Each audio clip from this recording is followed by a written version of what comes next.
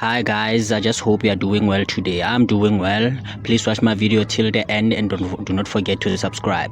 Okay, today I'm gonna be showing you and teaching you how to unpick without making any mistakes. As you can see that I put like a jacket down there. This is a jacket that I'm gonna be reducing everything there, all the sizes on the sides and on the collar and on the sleeve. Guys, please watch this video till the end and understand so that you can be perfect too. So guys, this is a jacket I'm unpicking right here.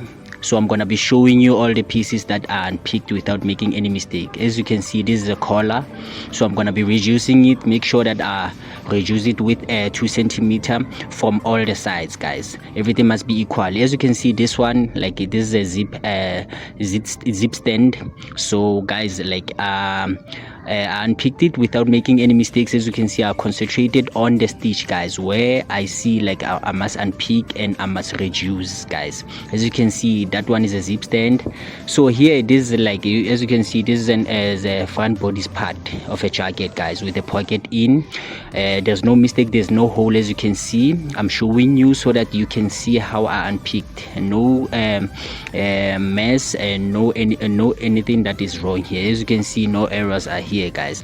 So please watch this video till the end so that you can be perfect too on how to unpick. Guys, I concentrated on the stitch. This is all about the stitch, and you have to use an unpicker when you unpick, guys. Do not use the scissor, because if you use the scissor, definitely you're gonna tear a garment apart and you're gonna put a hole in a garment, and which is something that you do not want.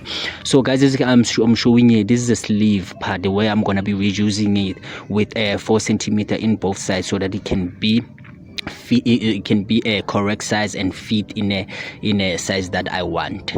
As you can see, this one I can say is a back bodice part. So I showed you the collar, and I showed you the front, and now I'm showing you the back.